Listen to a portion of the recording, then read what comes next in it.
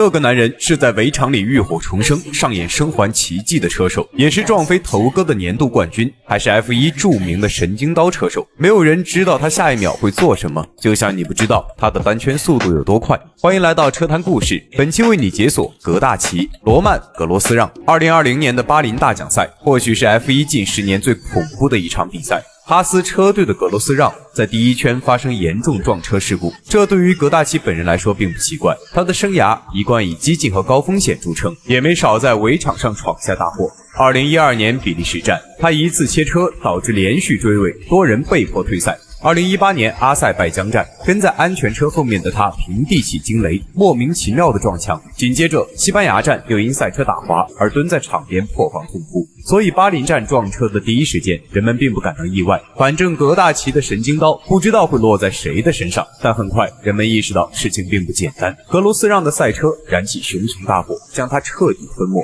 围场上的事故每天都在发生，但几乎没人在赛道上见过如此猛烈的大火。接近30秒时间，格罗斯让身处火海，四周孤立无援。可就在人们以为悲剧即将发生时，格罗斯让却从火光中走出，如同浴火归来的骑士，也铸就了 F1 历史上最出人意料的生还奇迹。这一刻的格罗斯让或许会想到那个自己曾带头反对的哈洛系统，却在这次事故中救了他一命。又或许他在那30秒的生死时刻回忆起了自己的整个赛车生涯。1986年，格罗斯让出生在瑞士的日内瓦，持有瑞法双国籍的他踏上赛道的时间并不算早，但靠着激进大胆的驾驶风格，令他在方程式的赛道上不断超越，并在23岁的年纪加盟雷诺车队，正式跻身围场。但这更像是一次昙花一现，没有积分，没有席位。赛季结束后，他再次回到 GP2 联赛，虽然凭借统治级的表现重回围场，并搭档冰人 Kimi 莱科宁，但在经历第一次的失败后，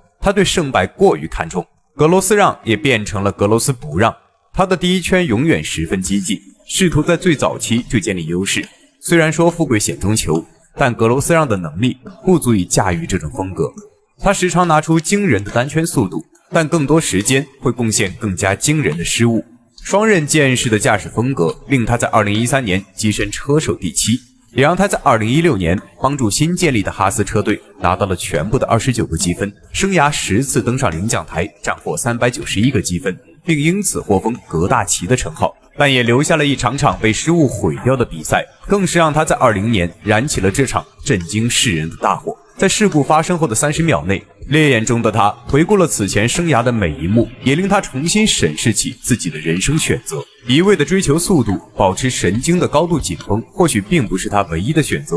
这次浴火重生后，格罗斯让选择了退出 F1 联赛，代表兰博基尼征战耐力赛事。有人说这是巴林大火给格大奇烧出了心理阴影，但人生的道路本就不止一条，赛车的跑道也是如此。